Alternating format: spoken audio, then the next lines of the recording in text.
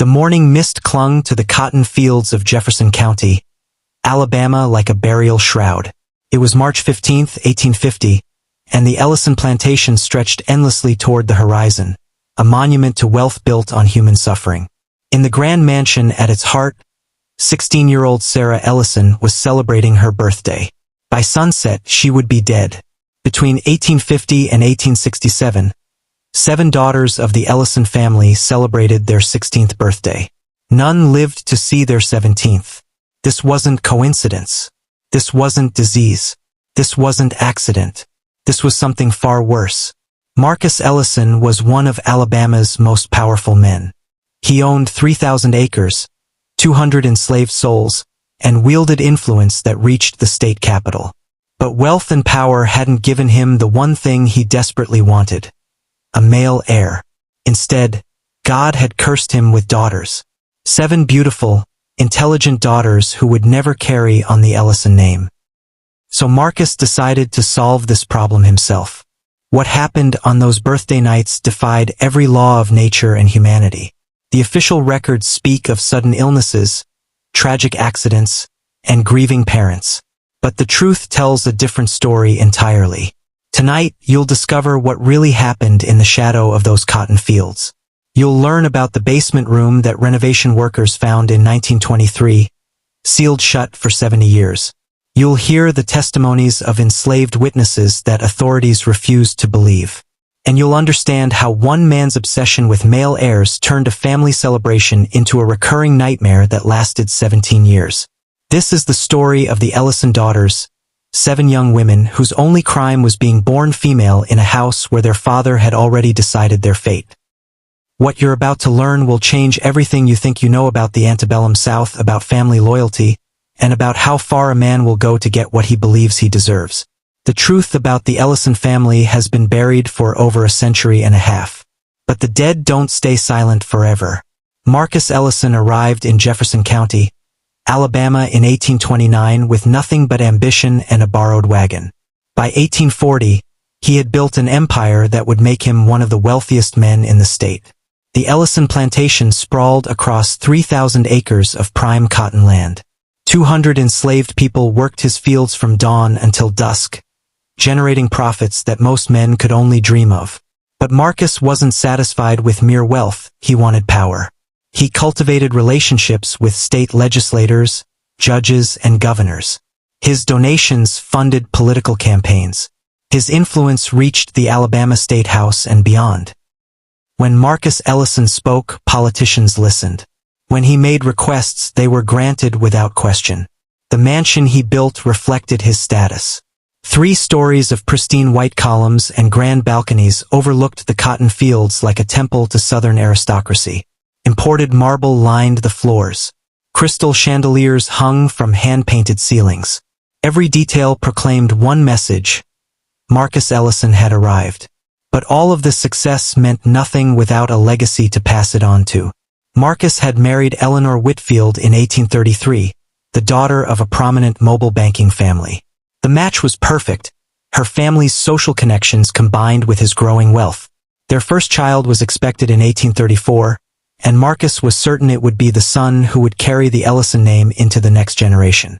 Instead, Eleanor gave birth to Sarah. Marcus's disappointment was immediate and obvious.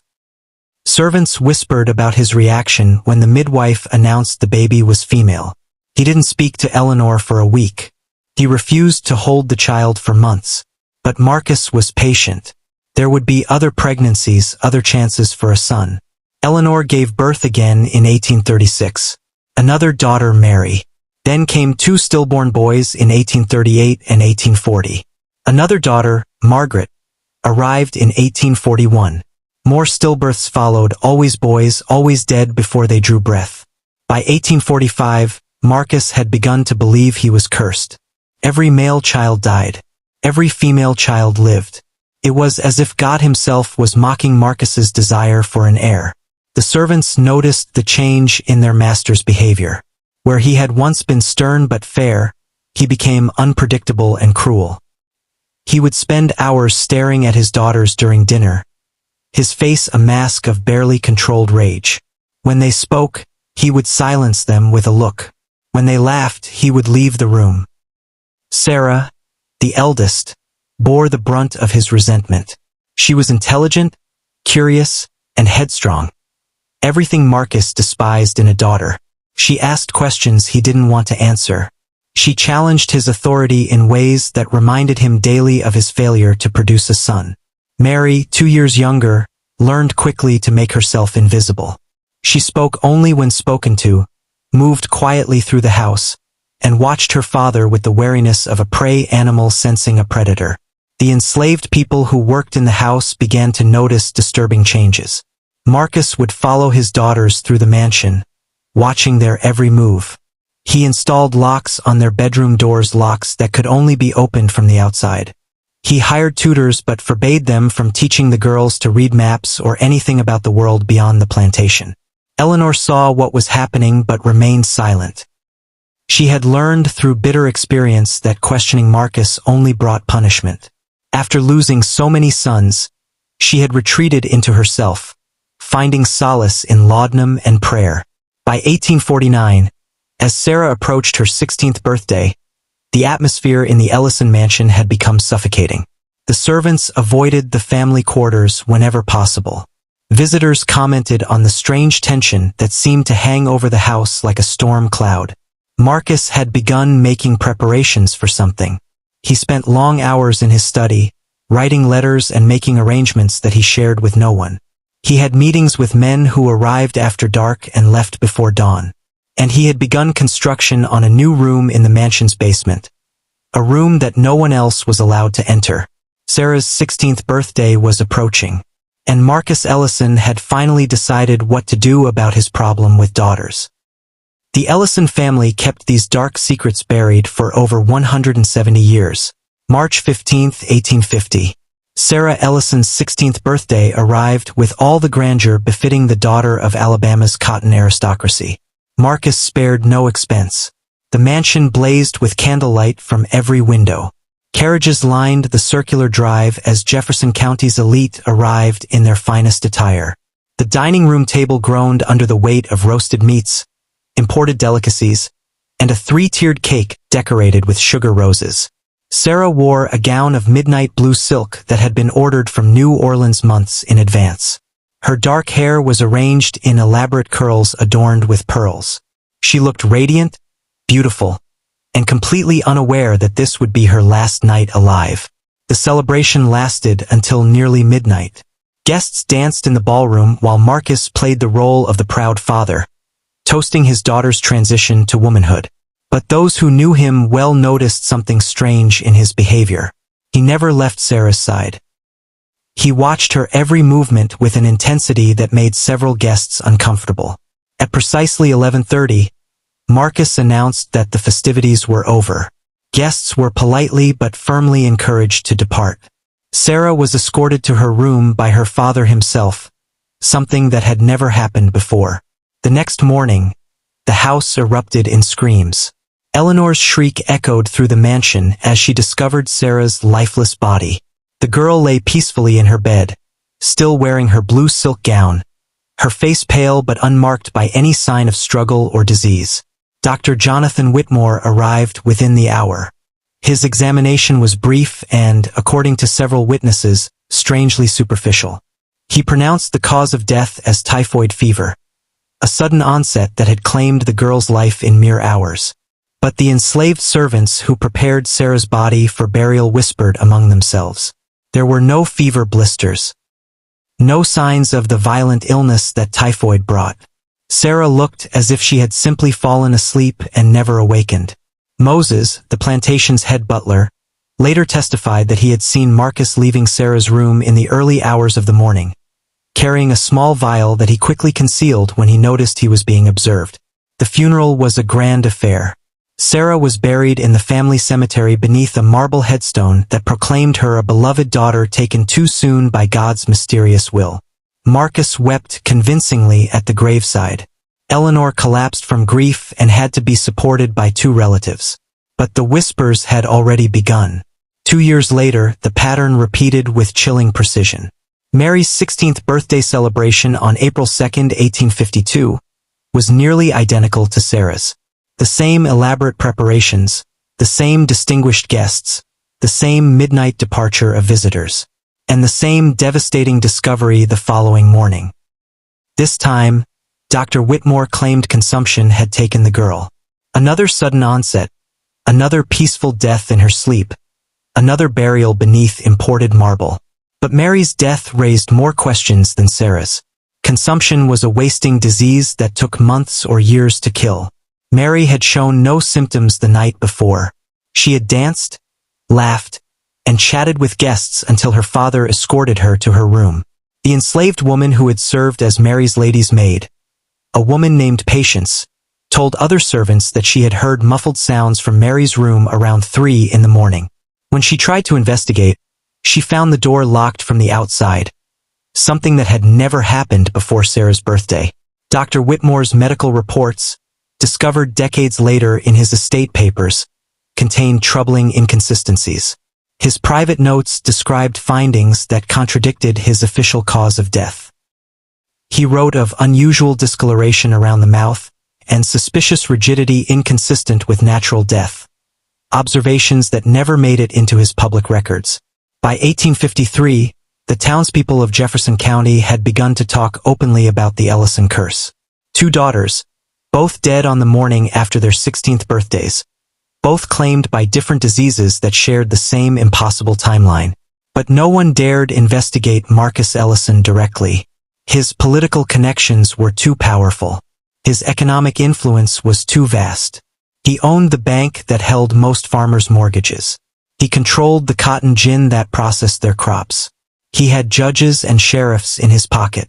Questioning Marcus Ellison meant risking financial ruin or worse. The enslaved witnesses faced even greater threats. Under Alabama law, their testimony couldn't be used against a white man in court. Speaking out meant brutal punishment or death.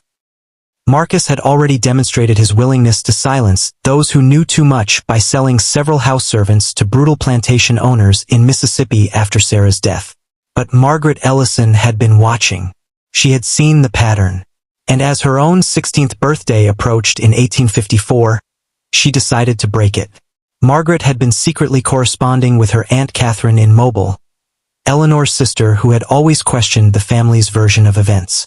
Through careful planning, Margaret arranged to escape the plantation 2 weeks before her birthday and seek refuge with relatives who could protect her from her father's reach. On February 20th, 1854, Margaret slipped out of the mansion during the pre-dawn hours. She had stolen money from her father's desk, packed a small bag, and planned to meet a freed black man who would escort her to the Mobile Road. She made it 3 miles from the plantation before Marcus's hunting dogs found her trail. The search party that Marcus led included his overseer, 2 trusted field hands, and a local sheriff who owed the Ellison family too many favors to refuse the call. They dragged Margaret back to the mansion before noon, her dress torn from brambles, her face streaked with tears and dirt. What happened to Margaret in the 2 weeks between her capture and her birthday remains one of the most disturbing aspects of the Ellison story. Servants reported hearing screams from the basement room that Marcus had been constructing. They saw him carrying food and water downstairs that led to a part of the house no one else was allowed to enter. When Margaret finally emerged for her 16th birthday celebration on March 7, 1854, guests were shocked by her appearance. She was pale, thin, and moved with the careful precision of someone in constant pain. She spoke to no one during the party except to answer direct questions from her father. The celebration ended at midnight, just like her sister's parties. Margaret was escorted to her room by Marcus, just as Sarah and Mary had been. The next morning brought the familiar scene. Eleanor's screams, Dr. Whitmore's hurried examination, and another diagnosis of sudden illness. This time, he claimed, a heart condition that had taken the girl in her sleep. But this time, there were witnesses who refused to stay silent forever. 3 daughters murdered, and the authorities did absolutely nothing because money and power mattered more than justice. I'm conducting the investigation they refused to do over 170 years ago. If this story is worth 45 minutes of your life to watch, surely it's worth 1 second to hit subscribe. Don't be the person who takes the truth but refuses to support it. Subscribe to Throne of Lies, or at least have the honesty to tell us in the comments why you won't. On November 12, 1923, workmen renovating the abandoned Ellison mansion made a discovery that would haunt them for the rest of their lives. Hidden behind a false wall in the basement, they found a room that had been sealed for nearly 70 years. The air that escaped when they broke through the brick barrier carried the stench of death and something else, something metallic and wrong. Inside, they discovered the truth about what Marcus Ellison had done to his daughters. The room measured 12 feet by 8 feet, with no windows and only one entrance. The walls were lined with shelves containing glass vials filled with various liquids, some clear, some amber, some dark as blood. A wooden table dominated the center, stained with substances that decades couldn't wash away. But it was what they found in a locked chest beneath the table that revealed the full horror of Marcus's crimes. 7 small glass bottles, each labeled with a daughter's name and date. Each containing a clear liquid that analysis would later identify as a concentrated extract of oleander. A poison so potent that a few drops could stop a human heart within minutes. Alongside the bottles were detailed journals written in Marcus's own hand, documenting what he called his sacred duty, to prevent his daughters from bringing shame upon the Ellison name. Marcus Ellison hadn't simply killed his daughters. He had created an elaborate ritual around their deaths, convinced that he was serving a higher purpose. His journals reveal a man consumed by a twisted interpretation of biblical scripture, influenced by a traveling preacher named Jeremiah Kane who had visited the plantation in 1848. Kane preached that women were inherently corrupt, that their sexuality would inevitably lead to the downfall of godly men, and that fathers had a divine obligation to preserve their daughters' purity by any means necessary. Marcus had taken these teachings to their logical extreme. In his mind, allowing his daughters to live past 16 meant risking their corruption by the outside world. Better to send them to heaven as pure souls than watch them become fallen women who would disgrace the family name. The ritual he developed was as methodical as it was horrific. Each daughter's 16th birthday celebration served as both a coming-of-age party and a farewell ceremony. Marcus would spend the evening observing his daughter, memorizing her face, her voice, her mannerisms, preserving the image of her innocence before it could be corrupted. At midnight, he would escort her to her room and lock the door from the outside. Then he would retreat to his basement chamber to prepare the oleander extract, praying over the poison as if blessing a communion wine. In the early hours of the morning, he would return to his daughter's room. The journals describe how he would wake each girl gently, explaining that God had called her home, that this was his gift to preserve her purity forever. He would force them to drink the poison while reciting biblical verses about obedience and sacrifice. The oleander worked quickly. Within minutes, each daughter would fall into unconsciousness, her heart slowing until it stopped entirely. Marcus would then arrange the body to look peaceful, as if she had died naturally in her sleep. But Marcus hadn't acted alone. Eleanor Ellison knew exactly what her husband was doing, and she had helped him do it. The renovation workers found Eleanor's own diary hidden in the same chamber. Her entries reveal a woman broken by years of physical and psychological abuse, a mother who had been systematically stripped of her will to protect her own children. Eleanor's diary describes how Marcus had beaten her savagely after each stillborn son, blaming her for failing to produce the heir he demanded. By 1845, she was completely dependent on laudanum to manage both her physical pain and her emotional despair. When Marcus revealed his plan for Sarah, Eleanor's diary shows she initially resisted. But Marcus threatened to kill not just Sarah, but Eleanor herself and any servants who tried to interfere. He convinced her that quick death was more merciful than the life of shame and corruption that awaited their daughters in the world beyond the plantation.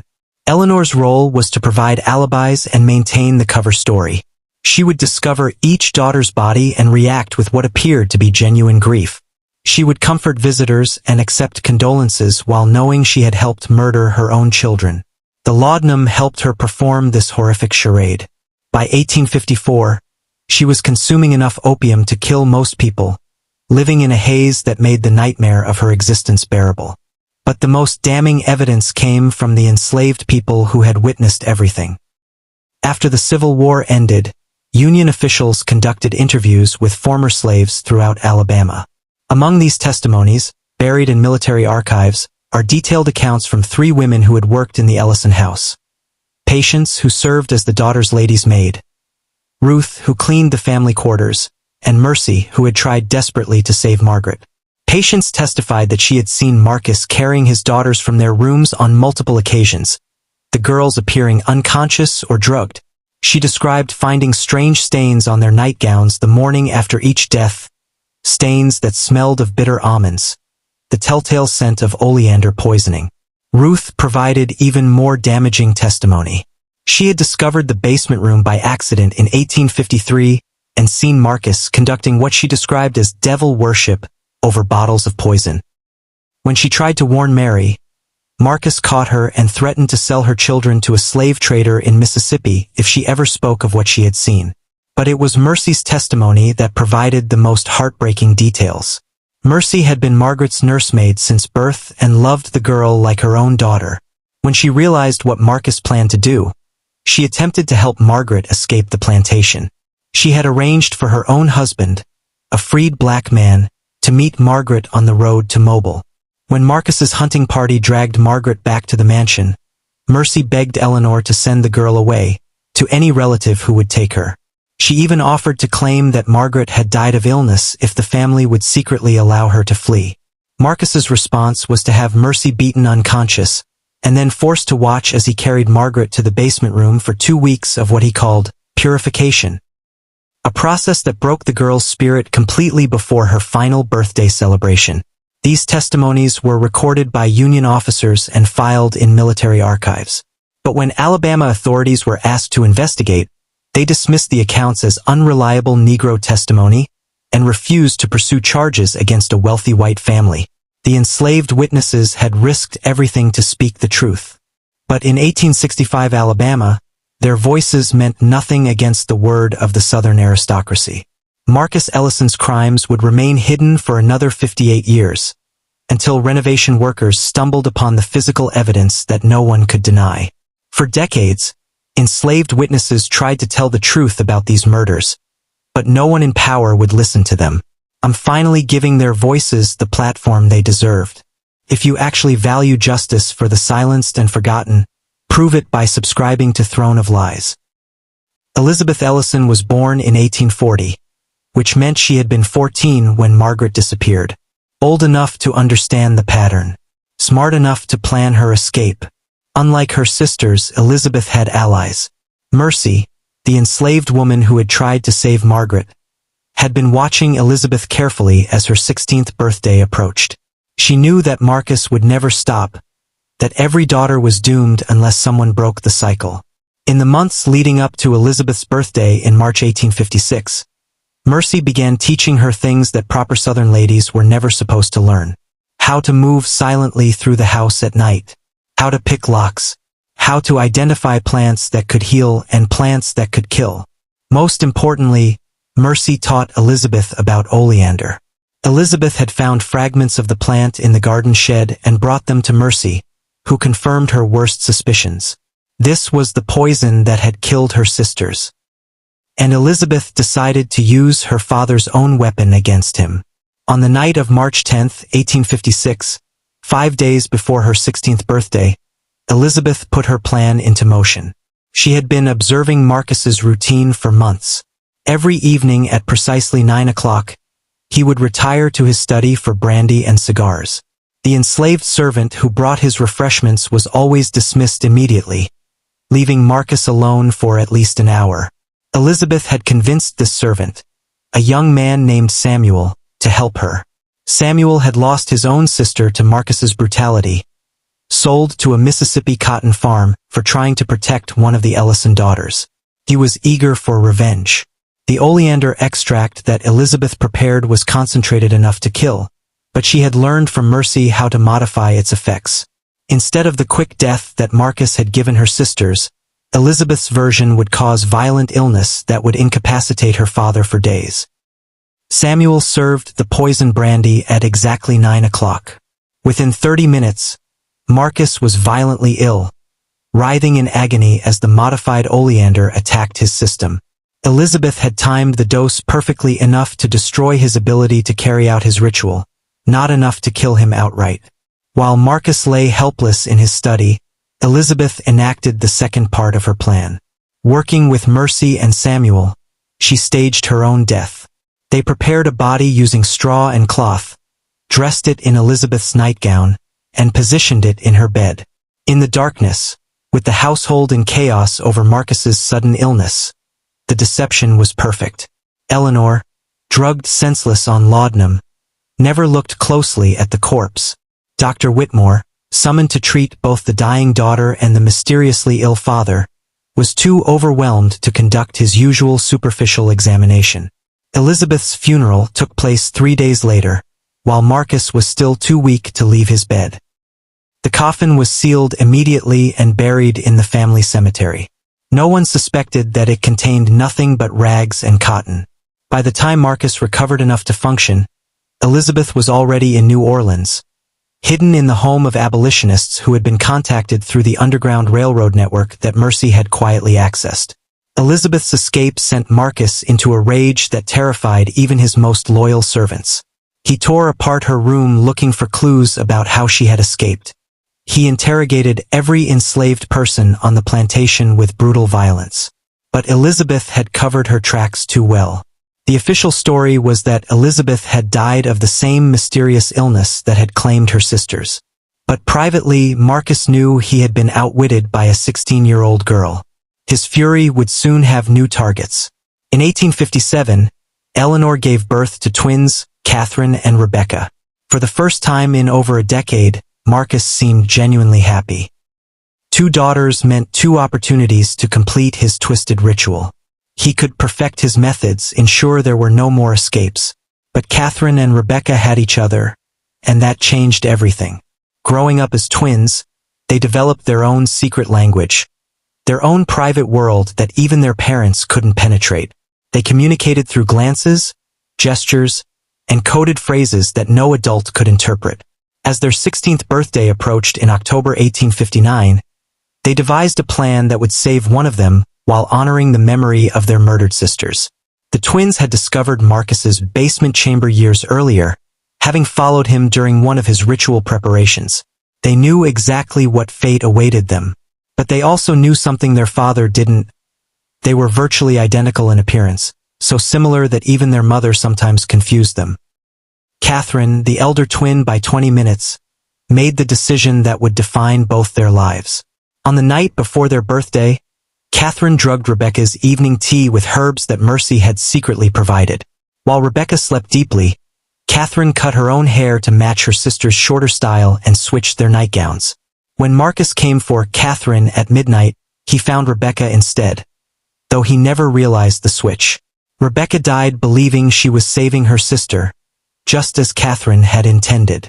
But Marcus discovered the deception the next morning when he found Catherine waiting for him in his study, very much alive and holding a loaded pistol.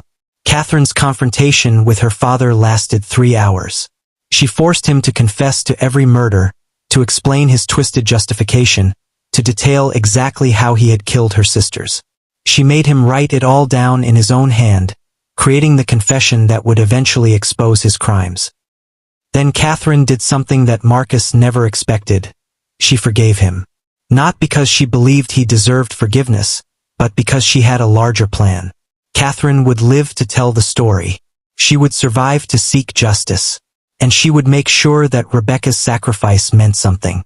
Catherine escaped the plantation that same night, following the route that Elizabeth had used 3 years earlier. She carried her father's written confession and her sister's dying words, determined to find the authorities who would finally listen. But the Civil War erupted before Catherine could find anyone willing to prosecute a wealthy Alabama plantation owner. By the time the war ended, Marcus was dead and Eleanor had retreated into complete madness. The final daughter, Victoria, was born in 1851 to Marcus and an enslaved woman named Rose after Eleanor's mental collapse. Victoria's mixed-race heritage made her an outcast in both white and black society, but it also saved her life. Marcus never considered Victoria a true daughter. She lived in the slave quarters, worked in the fields, and was ignored by the man who had murdered 6 of her half-sisters. When she turned 16 in 1867, Marcus was already dying from the lingering effects of Elizabeth's poison, which had permanently damaged his organs. Victoria survived because the old world that had protected Marcus's crimes was crumbling. Reconstruction had brought federal authorities who were finally willing to investigate allegations against former Confederate supporters. When renovation workers discovered Marcus's chamber in 1923, Victoria was still alive at age 72. She provided crucial testimony that corroborated the physical evidence, confirming details that only someone who had lived in the house could know. The renovation also revealed the personal belongings that Marcus had kept as trophies from each murdered daughter.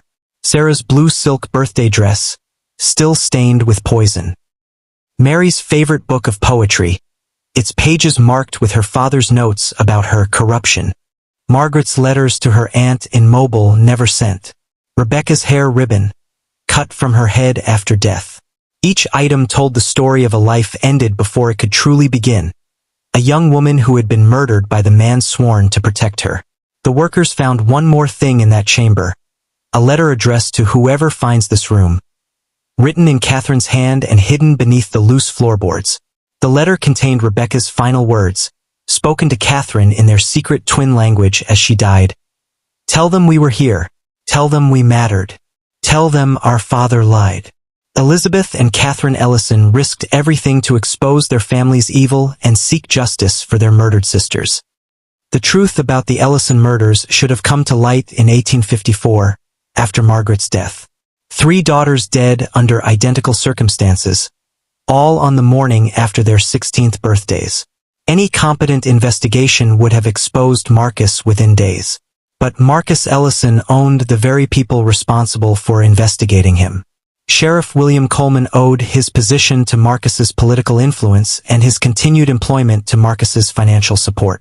Coleman's salary was supplemented by consulting fees from the Ellison plantation, and his own farm depended on credit from the Ellison-controlled bank.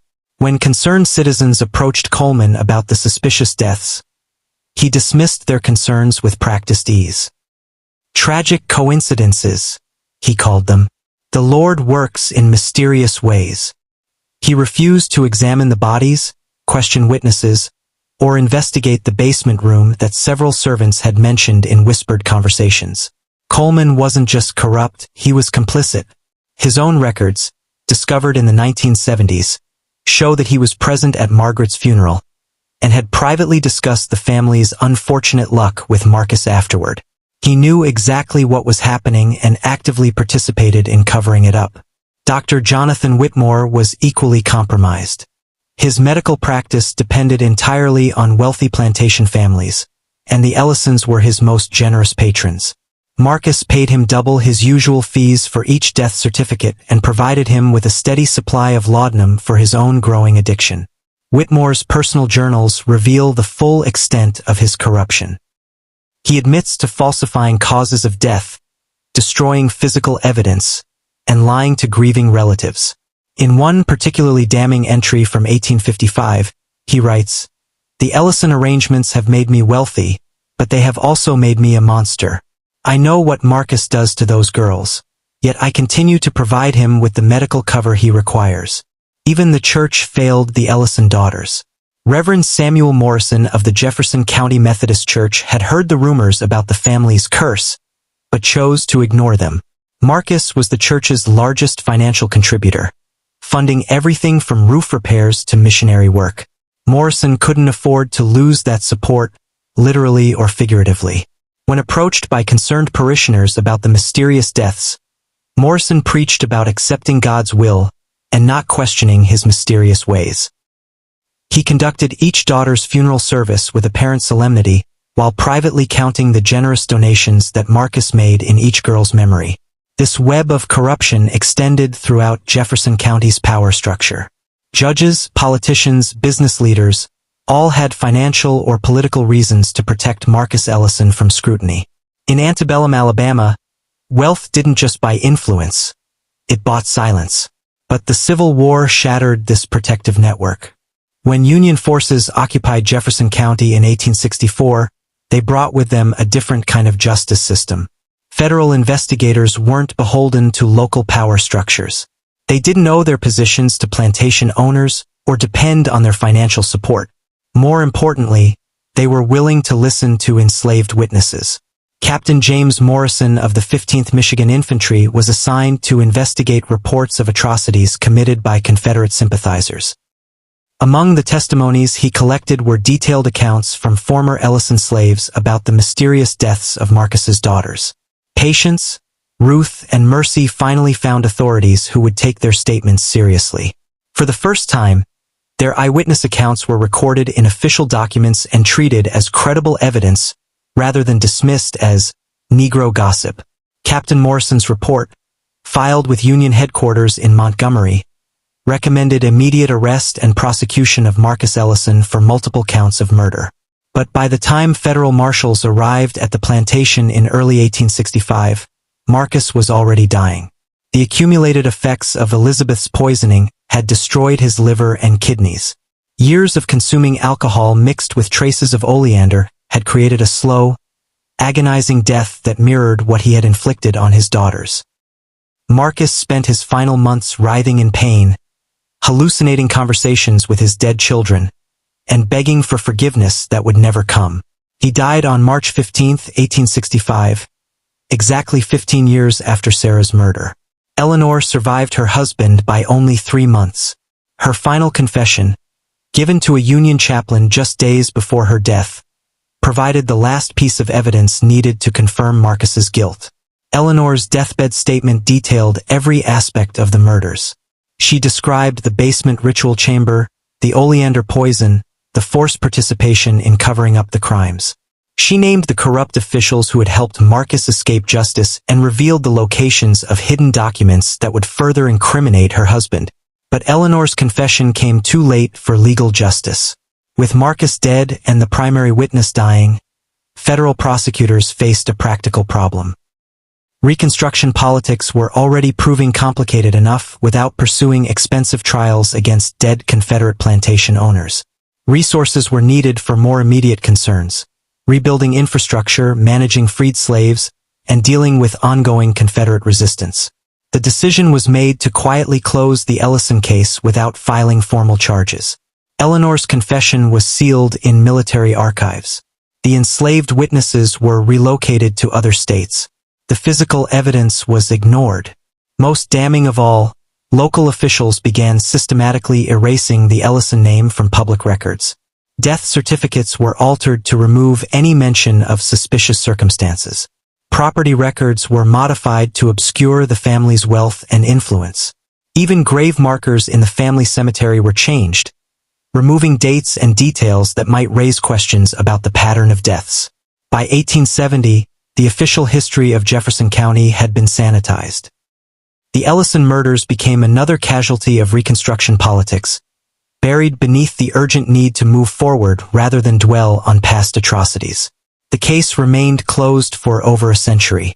In 1972, Dr. Margaret Hendricks, a criminal psychology researcher at the University of Alabama, stumbled across Captain Morrison's Union Army report while researching Civil War military records. The detailed testimonies about systematic child murder within a wealthy family intrigued her enough to begin her own investigation.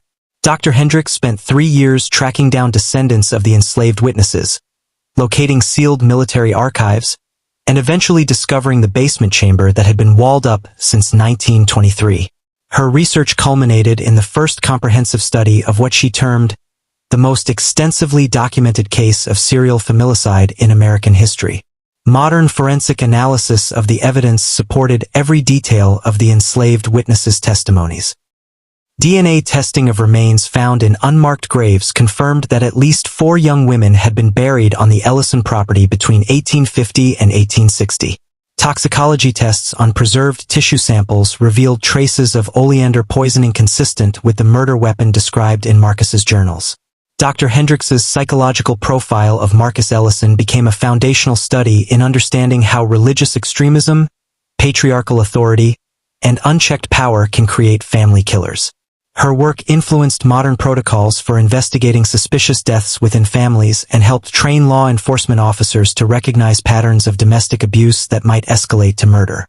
But perhaps most importantly, Dr. Hendrix's research finally gave voice to the enslaved witnesses whose testimonies had been ignored for over a century.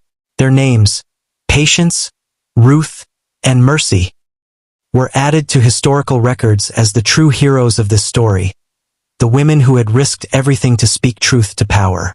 The Ellison case became a cautionary tale about the consequences of allowing wealth and influence to override justice. It demonstrated how corruption at every level of society, from local sheriffs to state politicians to religious leaders, can enable the most horrific crimes to continue unchecked. Most soberly, it revealed how easily the truth can be buried when powerful people decide that silence serves their interests better than justice. For over a century, wealthy and powerful people worked together to bury this story and protect their own reputations.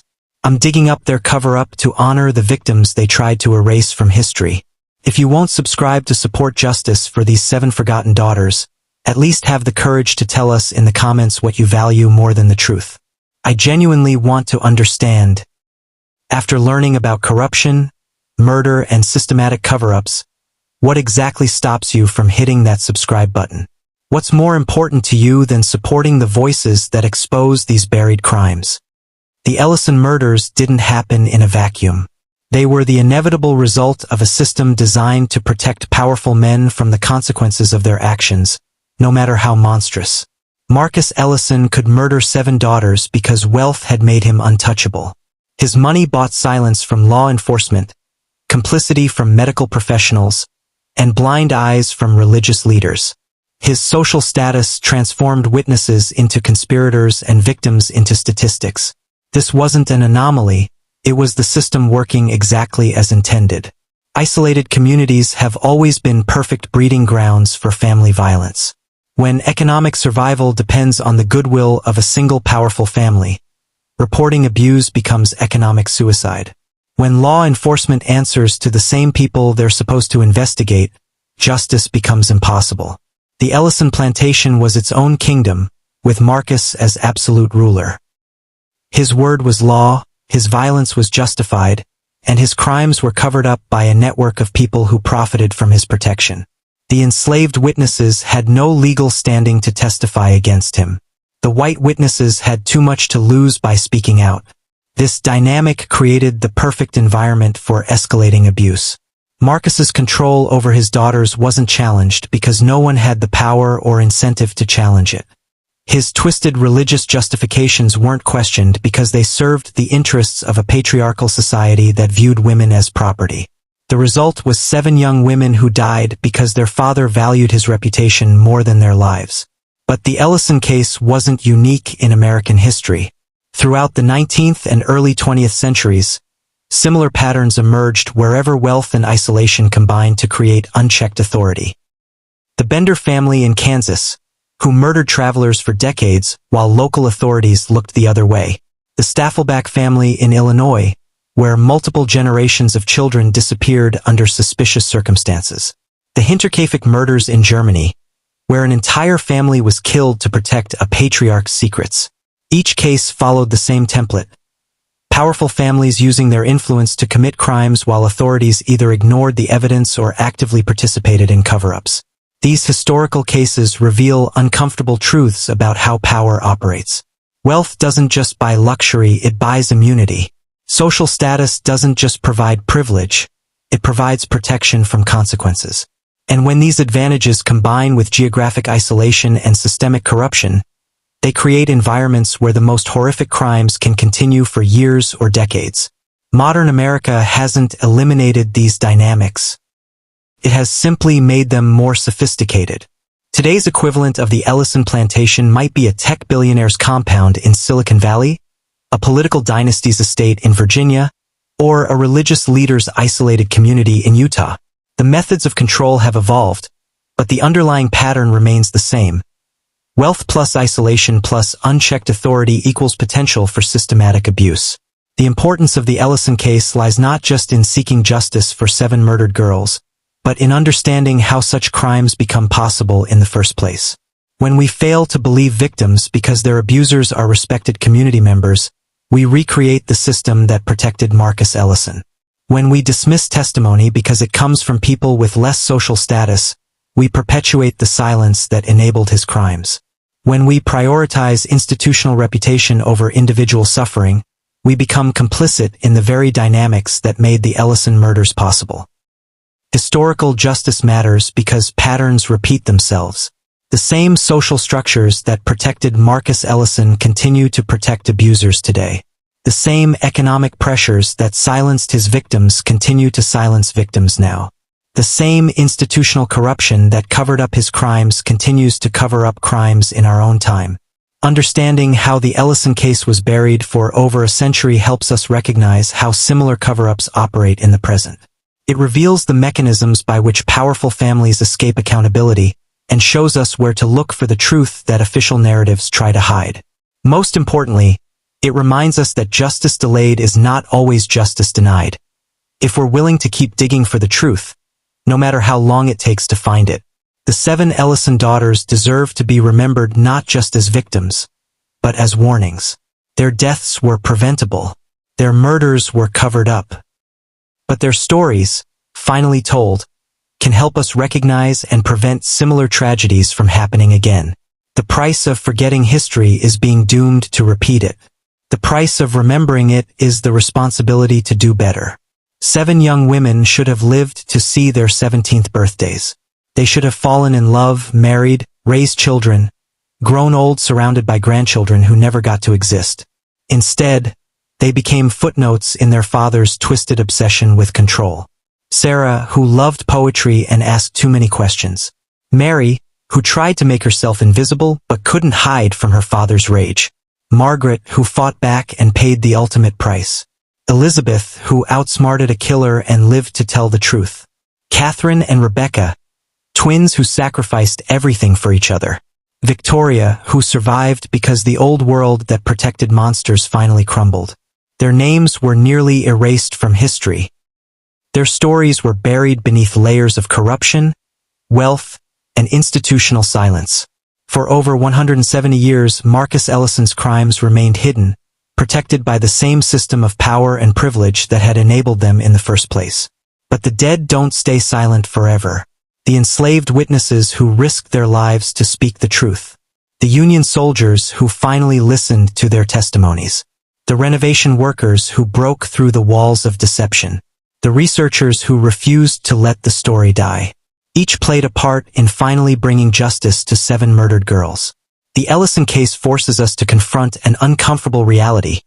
The most dangerous predators aren't strangers lurking in dark alleys. They're fathers, husbands, and community leaders who use their authority to commit unspeakable crimes while society looks the other way. The most effective cover-ups aren't elaborate conspiracies involving dozens of people. They're simple agreements among the powerful to protect each other's interests, to value reputation over truth, to choose silence over justice. And the most persistent lies aren't told by criminals trying to escape punishment. They're told by institutions trying to maintain their credibility, by communities trying to preserve their image, by families trying to protect their legacy. Marcus Ellison didn't just murder his daughters, he murdered the truth about what he had done. It took 173 years for that truth to finally emerge, and only because people refused to stop looking for it. This is Throne of Lies, where family secrets die and historical truth lives. We exist to excavate the stories that powerful people tried to bury, to give voice to victims who were silenced by wealth and status, and to remind you that the most dangerous lies are often told by the people who claim to love us most. Because if we've learned anything from the Ellison family's twisted legacy, it's that absolute power doesn't just corrupt absolutely, it kills absolutely. And it does so while wearing the mask of respectability, hiding behind the shield of social status, and counting on our willingness to believe that monsters only exist in fairy tales. Next week, we're investigating another American dynasty that built its fortune on blood and buried its crimes beneath generations of carefully crafted mythology. The Blackwood family of Massachusetts, 6 generations of wealth, power, and systematic murder that makes the Ellison case look like a family disagreement. If your own family history contains stories that don't quite add up, relatives who disappeared under mysterious circumstances, or wealth that came from unexplained sources, we want to hear from you. Share your discoveries in the comments below. You might be surprised by what secrets your family tree is hiding. Remember, every family has stories they don't want told. Our job is to tell them anyway. The truth about power is always more horrifying than the myths they want you to believe. And the most important stories are often the ones that someone spent a fortune trying to erase. Until next time, keep digging, keep questioning, and never forget that behind every throne of lies, there are real victims waiting for their stories to be told. The Ellison daughters finally have their justice. Who will be next?